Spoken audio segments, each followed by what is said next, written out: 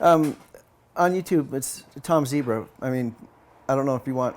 My name is Daniel, but a lot of people know me as Tom Zebra. Yeah. How long have you been doing cop watching? I guess you would go auditing.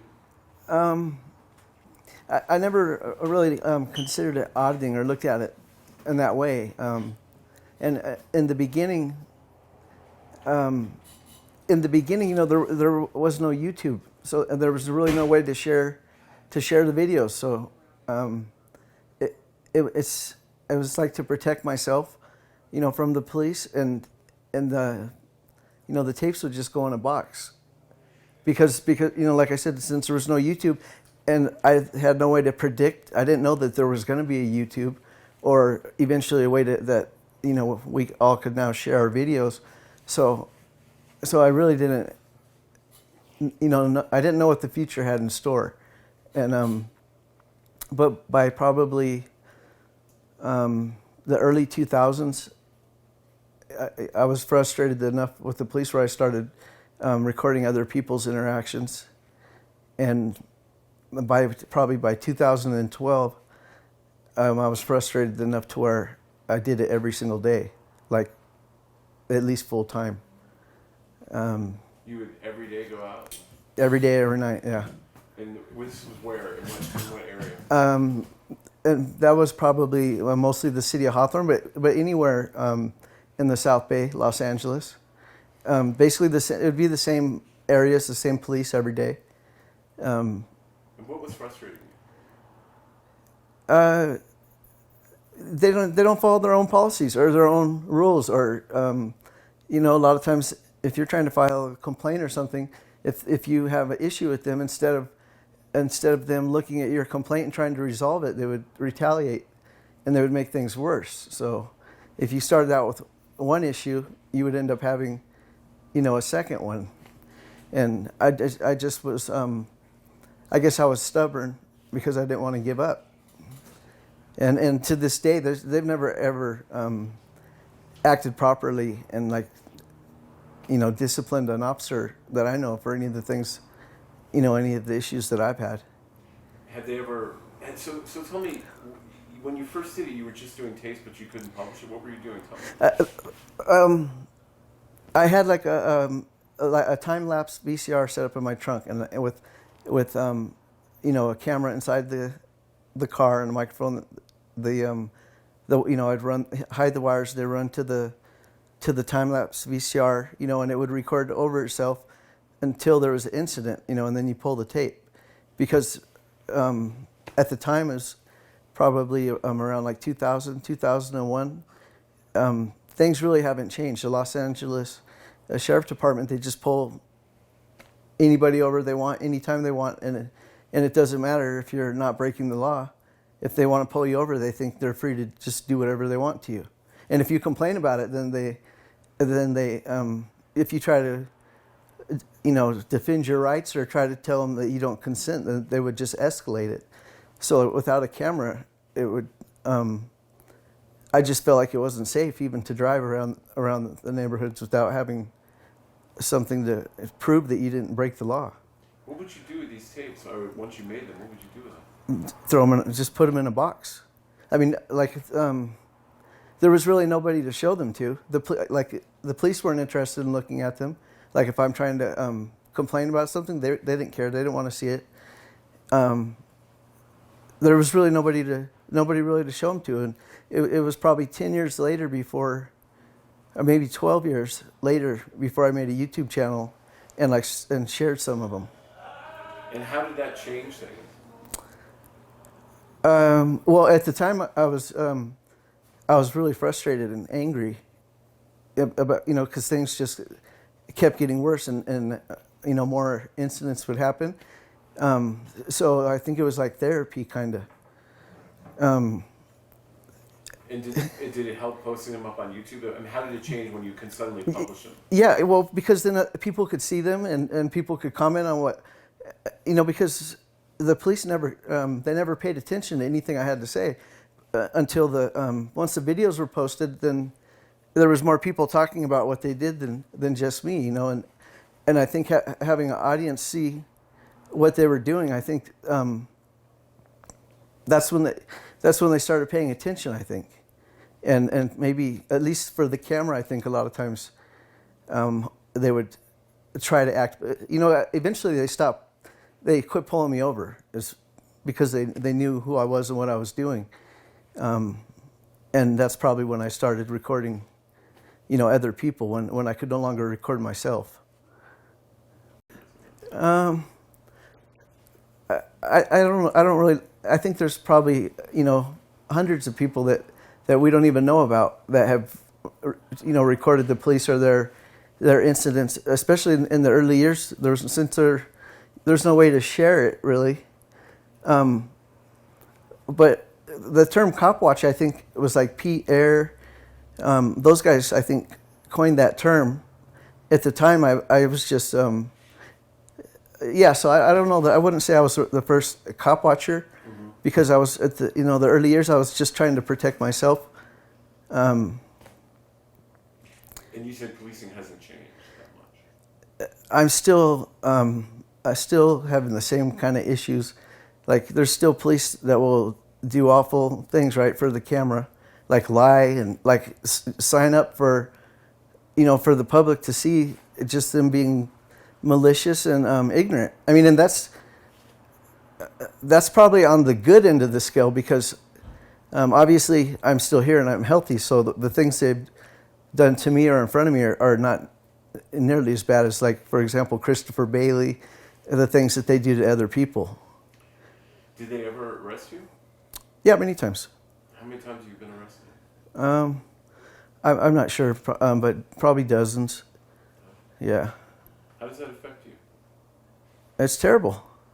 I mean, I always tried to pretend like it didn't bother me, when I was making the videos, because of course I don't want people to see them, like that they're beating me down or whatever mentally. But I would try to hide it, but it's always been terrible, to have to be locked in a cage if nobody wants to be in a cage.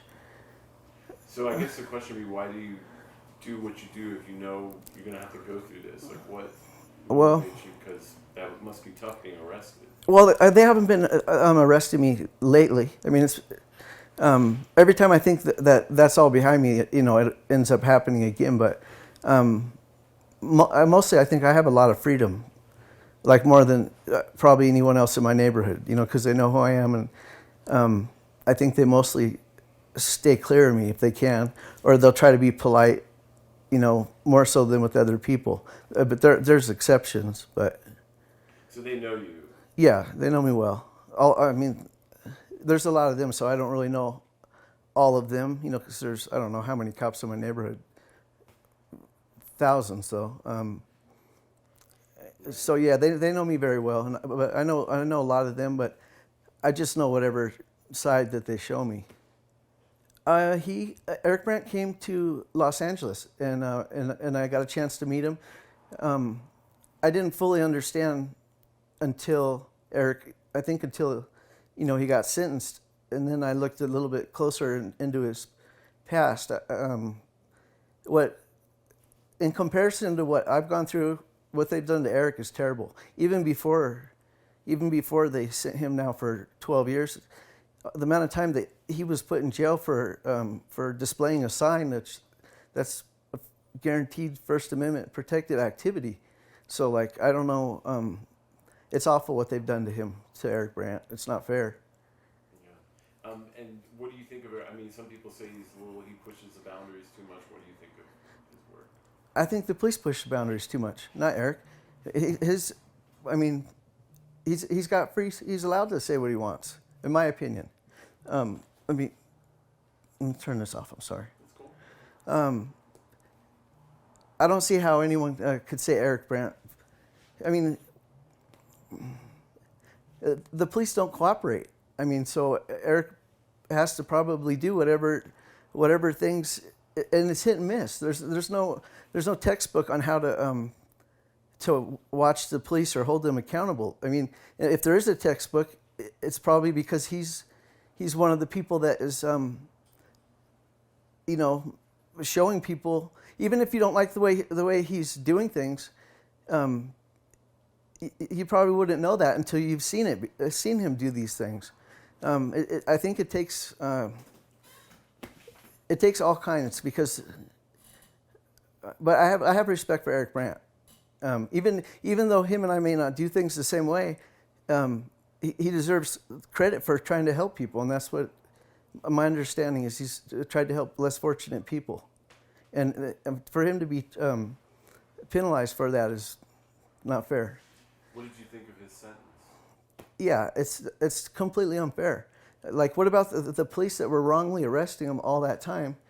And if that wasn't bad, how is it's the police? Someone else should be in trouble, not him. I don't think Eric Brandt. For the reason he said those things is because of the threats that he supposedly made. I think anyone else in his position would have said the same thing, and even according to that judge that sentenced him, if you look at some of his interviews on other subjects, he explains that if you commit some kind of a crime that anyone else would do under those same circumstances, then that is not a crime at all. But of course, he doesn't like Eric because he upset some of his friends, some of his judge friends, right? That's what I think. So you think it's more than protecting themselves. In other words, like the judges are protecting the judges. The judges are they're just retaliating. They're like police officers. They have disdain for anybody who disagrees with them, and they don't appreciate somebody disagreeing and standing up publicly, and embarrassing them for. I mean, why is Eric Brandt the one that has to change laws, and appeal things to a higher court? It's because those judges are not making the right decision, and that wasn't by accident. It wasn't a judgment call, and they called it wrong. They did that stuff maliciously because they thought they don't have to make a correct decision with Eric Brandt. They think he doesn't matter, or maybe they think thought he was homeless or whatever it is. They just thought he wasn't worthy of respect, and I disagree. I mean, if anything, I would say it was those judges that aren't worthy of respect for treating a human being like they've done him. How's everything? So Eric spent a lot of time apologizing, and I think he pled guilty, not knowing what, there was no plea agreement. He basically put himself at the mercy of the court, and he even said that he felt he had a defense legally but not morally. Like, so he put his hand, I think he put his life in the hands of this judge and tried to apologize, and he made it clear he's trying to move on with his life and put these chapters behind him, and the judge just took advantage of that situation. I think Eric trusted the judge to be a good person, because I think Eric is a good person. He wants to help people, and I think he mistakenly thought the judge probably shared those same principles and morals, and I feel like the judge seen an opportunity to retaliate, and it's just it's unreasonable what happened there. It's not fair at all. They were only words. When someone does awful things to you, sometimes you say things you don't mean, and I mean, so that happens. People get mad. Even the judge, when he was sentencing Eric, said some comments about pounding his head into the canvas or something like that. Regardless of what Eric said, there were just words. And if ever given the opportunity, Eric would probably do something nice and help that judge and help his kids. He wouldn't do something awful and take away his life like the judge did to Eric. More so than I ever did before. It wasn't intentional. I never. I didn't really. I guess I am. Yeah, I guess I am. You are what?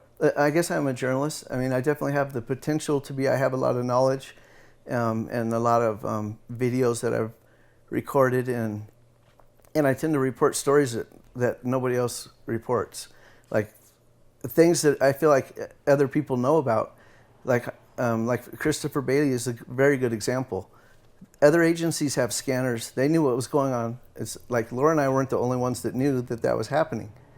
Plenty of other people knew, but nobody else was interested. And who's Christopher Bailey? You say Christopher Bailey. Tell us His name. Christopher Bailey he's an innocent young man who was nearly murdered at an alleged traffic stop, but he didn't even violate any infraction of the law. I really can't explain why they would do that to him. These are deputies that I've been recording for years, so I thought maybe I have some kind of bond with them, and it's troubling that they would do that. And what did they do? Oh man, they basically kicked the eyeballs out of this guy's head. They smashed all the bones in his face. They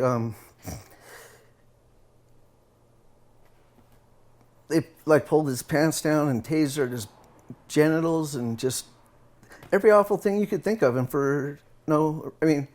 who is so unfair of their life that they have to get their friends to pull down somebody's pants and taser their privates? That's not scared for your life. And your video was the one that they ended up using. Well, our Laura's video and my video, it just showed the aftermath. Like basically the fire department is hosing this blood out of the street, and the deputies are taking pictures of themselves pretending like they're injured, but Christopher Bailey is the one laying in the street nearly dead. They didn't document any of what happened, so we were there after the fact to document it. And once his attorney seen that, like, who's the one that's injured? Christopher Bailey is. They have no injuries whatsoever. And nobody withstands 10 minutes of a police beating, because if things aren't going their way for even 30 seconds, they're going to kill you. For the beating to last for those 10 minutes, that's only because they wanted it to last that long. They weren't trying to handcuff him, or he would have been handcuffed. He was not resisting or fighting ever. And the awful thing about all that is for a year they treated him like he was the suspect. He was the one facing 3 felonies, and to this day, those guys are still making illegal stops every night. There's no discipline for any one of them. And I've the same guys I've caught even, roughing people up still. And it's like there's no consequence. Like we mentioned, there's no consequence. So I guess And what happened with the internal affairs investigation? Nothing. I didn't really answer the questions because I felt like they're just going to use anything I tell them. They're just going to manipulate it in a way to try to protect their officers. But their internal affairs things is just a cover up. If they can hide it and cover it up, that's what they do. They're not.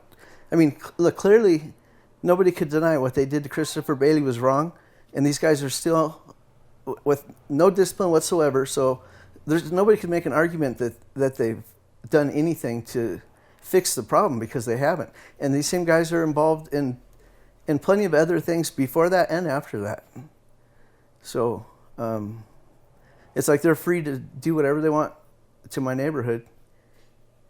Is that why so many people are out there doing? You're one of the people who first started this, but there are hundreds of people, right? Like, how big has this gotten in terms of people? In my immediate neighborhood, there's only me and my couple of associates that I work with. Those are the only people that do it that I know of. But across the country, I'm sorry. Yeah. I don't really. I can't say why other people do it, but I think most of them have been wronged. Like, they've had something awful happen to them, and they're trying to stand up, to these bullies the best they can. And the only way they could do that really is with the camera, and it's not always very effective, because all you can do is take pictures, and they use violence. So it's not really a very fair match. Go ahead. Sorry. And what happened to Eric Brandt is just a perfect example. He was documenting, I think, for a long time and proving what these guys were doing was wrong. And ultimately, who got in trouble? Him. That's true. So. And why are you here in Colorado now? To see you guys. Right? Just because, because I've seen the stories that you guys have published, and no one else is talking about these things. So, of course, the opportunity to meet you guys is, I wouldn't miss it. And also because Eric Brandt, I don't know, what I could do, but I feel terrible about what happened to him.